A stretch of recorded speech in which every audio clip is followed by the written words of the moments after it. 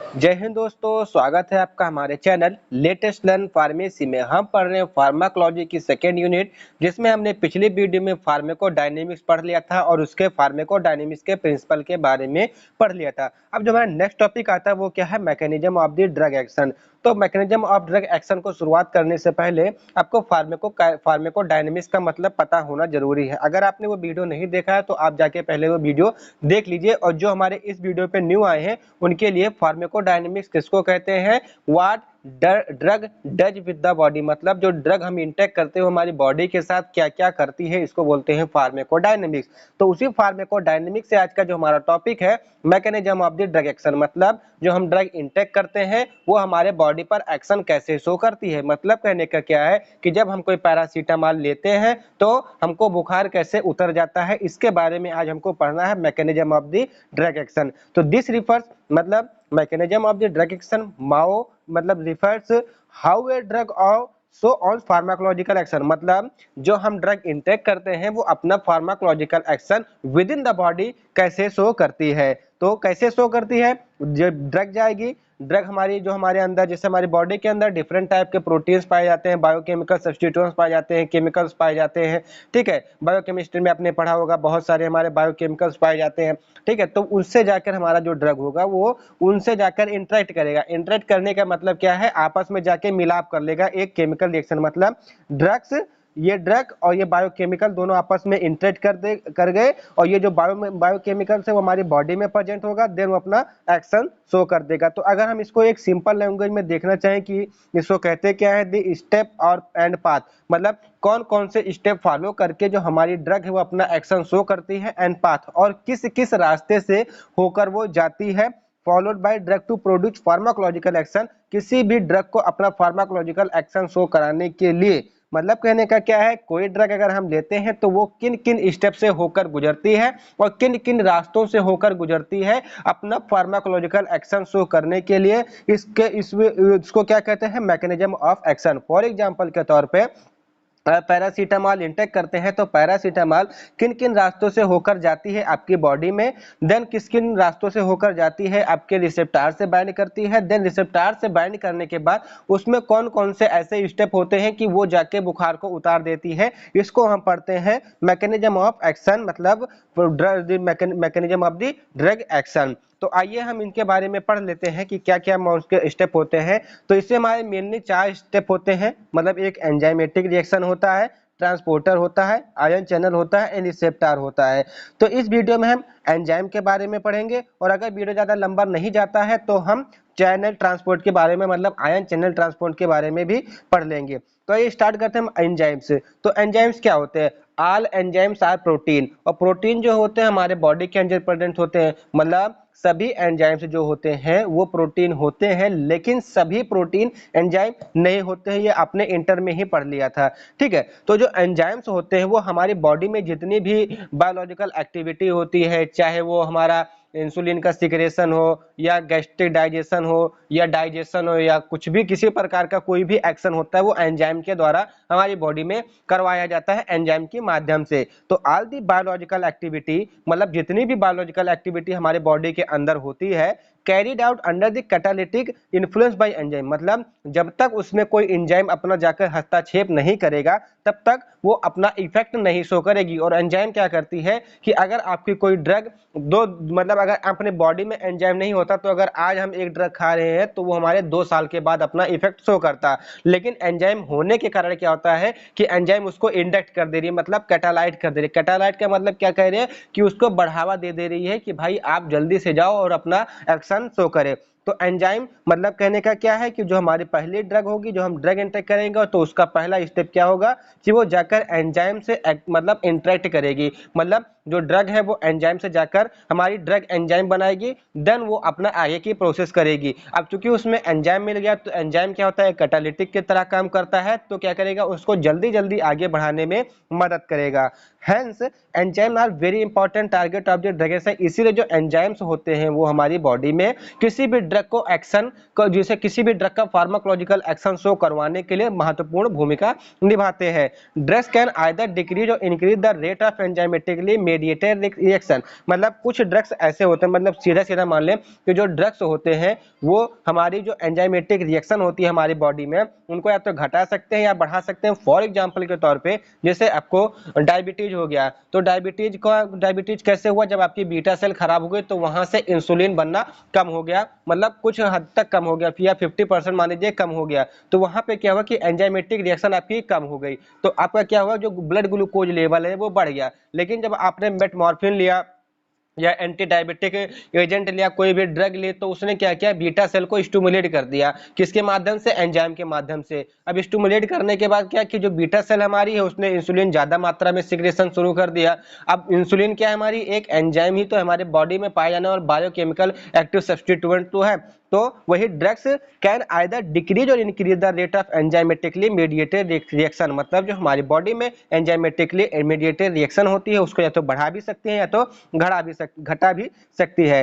तो enzyme stimulation is relevant to some metabolites, मतलब कहने का क्या है तो जो एंजाइम का स्टिमुलेशन होता है वो कुछ हमारे मेटाबोलाइट से रिलेट कर जाता है। ठीक है, फॉर एग्जांपल के जैसे पायरिडॉक्सिन होता है, act as a cofactor increase the decarbox activity, मतलब जो हमारी बॉडी में डीकार्बोक्स एक्टिविटी होती है। अब ये डीकार्बोक्स एक्टिविटी क्या होती है, ये डाइजेशन के वक्त होती है। ठीक है, इसके बारे में मैं अलग से आपके वीडियो में बता दूंगा कि डीकार्बोक्स बहुत लंबा चैप्टर है इसका, तो यहाँ पे उसको अगर मैं मतलब अगर डिफाइन करने लगा तो काफी लंबा चला जाएगा। तो जो पायरिडॉक्सिन होता है वो एक कोफैक्टर का क्या मतलब होता है कि एक उसको बढ़ावा देने का काम करने वाला, मतलब एक कह लीजिए कि मेडिएटर, मतलब एक वाहक की तरह काम करती है। मतलब जो पायरिडॉक्सिन हम लेते हैं वो एक वाहक की तरह काम करती है, जिसका रिजल्ट क्या होता है कि हमारे बॉडी में कार्बोक्सिलिक एसिड की एक्टिविटी होती है वो बढ़ जाती है। ठीक है, अब इसका जो मैकेनिज्म होता है कि मतलब जो ड्रग होती है वो हमारे किसी तरह से एंजाइम से पास होती है, क्या होता है क्या नहीं होता है, ये हम इसमें समझेंगे। ये तो हमारा चैनल वाला होगा तो इसको तो हम आगे चल के पढ़ लेंगे। ठीक है, तो इसमें क्या होता है कि हमारा सबस्ट्रेट का मतलब क्या, मान लीजिए आप ड्रग्स, मान लीजिए आपने कोई ड्रग्स ली, तो ये ड्रग्स यहाँ पर जाके हमारा जब एंजाइम से, मतलब अभी आपको इसको भूल जाना है, मतलब ये जो इनहिबिटर है इसको आपको भी भूल जाना है, तो इसको आप जब भूल जाते हैं या इसको आप जब बंद कर लीजिए, तो सबस्ट्रेट जो होगा, जब सबस्ट्रेट एंजाइम से हमारा जाके बाइंड कर जाएगा तो वहां पे क्या हो जाएगा, एक कॉम्प्लेक्स बना देगा जिसको बोलते हैं सबस्ट्रेट एंजाइम कॉम्प्लेक्स। और जब सबस्ट्रेट एंजाइम कॉम्प्लेक्स बन जाएगा तो यहाँ पे कुछ केमिकल रिएक्शन होगी, और जो हमारा मेन प्रोडक्ट है, ड्रग का मेन प्रोडक्ट है जिसको अपना रिसेप्टर से जाके बाइंड करना है और एक्शन शो करना है, वो यहाँ से बाहर निकाल दिया जाएगा। उसके बाद से जो आगे की स्टेप्स होगी, जैसे चैनल के थ्रू कैसे जाएंगे, फिर वो रिसेप्टर से कैसे बाइंड करेंगे, ट्रांसपोर्ट उसका कैसे होगा, इसी मैकेनिज्म के ऊपर काम करेंगे। लेकिन यही एंजाइम पे अगर कोई हमारा इनहिबिटर, जैसे हमको किसी भी ड्रग का एक्शन को रोकना है तो हमको एंटागोनिज्म देना पड़ेगा। फॉर एग्जांपल के तौर पे आपने कोई ड्रग ली, वो ड्रग मान लीजिए कि आपको नहीं पता थी कि वो पॉइजन है, तो आपने मान लिया पॉइजन खा लिया, तो अब इस पॉइजन को एंजाइम से इंटरेक्ट होने के लिए रोकना है तो हमको एंटीडोट लेना होगा। तो एंटीडोट क्या काम करता है, एक इनहिबिटर का काम करता है, वो एंटीडोट जाकर हमारे एंजाइम से मतलब बाइंड कर जाएगा। अब उसके बाद आप कोई ड्रग लेंगे तो हमारा कोई प्रोडक्ट बाहर नहीं निकलेगा। इसका मतलब जो भी ड्रग लेंगे, अगर इनहिबिटर हमारा एंजाइम के साथ रिएक्शन कर गया और एंजाइम इनहिबिटर कॉम्प्लेक्स फॉर्म कर लिया तो हमारा कोई भी प्रोडक्ट फॉर्म नहीं होगा, कोई भी प्रोडक्ट नहीं निकलेगा। ये यहीं से आएंगे, यहीं से ऊपर से निकल के चली जाएंगी और आपके एनएस के माध्यम से होते या यूरिनेशन के माध्यम से होते हुए आपकी बॉडी से एलिमिनेट कर दी जाएंगी। तो इसी को बोलते हैं एंजाइमेटिक रिएक्शन। तो आई होप आपको एंजाइमेटिक रिएक्शन समझ में आया होगा। ठीक है, तो इसमें कुछ हमारे टर्म्स भी आते हैं, उसको आइए देख लेते हैं। Apparent increase in enzymatic reaction can also by enzyme induction. कहने का मतलब क्या है कि जब एंजाइमेटिक रिएक्शन एक्टिविटी हमारे बॉडी में बढ़ जाती है या कैटालाइज हो जाती है तो उसको हम क्या कहते हैं, एंजाइम इंडक्शन। मैंने enzyme induction and enzyme inhibition आपको फार्माकोकाइनेटिक्स में लास्ट जो लेक्चर हमारा गया था उसमें मैंने आपको पढ़ाया था। ठीक है, तो एंजाइम इनिबिशन कहते हैं किसको है, मतलब जो इनिबिशन मतलब इनिबिट कर देना, मतलब जो बाइंडिंग साइट है उस पर इनिबिटर लगा देना, दैट्स अंडरगोज एंजाइम इनिबिशन। ठीक है, तो some chemicals such as heavy metal salt, strong acid, alkalis, formaldehyde, phenol, ये सब क्या होते हैं कि प्रोटीन को डीनेचर कर देते हैं। मतलब अगर ये सारे मेटल्स हमारे गए, हमारे एंजाइम के ऊपर गए, तो एंजाइम को क्या कर देंगे, उसको डीप्रोटीनेशन कर देंगे। अब डीप्रोटीन का मतलब क्या होता है कि जैसे हमने शुरुआत में बताया था कि all the proteins are enzyme, sorry all the enzymes are protein, मतलब जितने भी एंजाइम्स होते हैं हमारे protein, sorry all the proteins are enzyme, मतलब जितने हमारे प्रोटीन्स होते हैं वो एंजाइम होते हैं। तो जब हमारे प्रोटीन्स को ही वो डीनेचुरेट कर देंगे तो क्या यहाँ पे कोई कॉम्प्लिकेशन, बाइंडिंग साइट, मतलब अगर बनेंगी भी तो कैसे बनेंगे, ये ऐसे ऐसे, मतलब उसको उनको मान लीजिए कि पोलियो मार देगा, मतलब एंजाइम को क्या कर देगा, पोलियो, उसकी एक टांग इधर भाग जाएगी, एक टांग इधर भाग जाएगी, एक टांग इधर भाग जाएगी, तो उस पर कोई सबस्ट्रेट फिट ही नहीं बैठेगा, तो क्या आपका एक्शन होगा। तो ये क्या होता है, एंजाइम इनहिबिशन।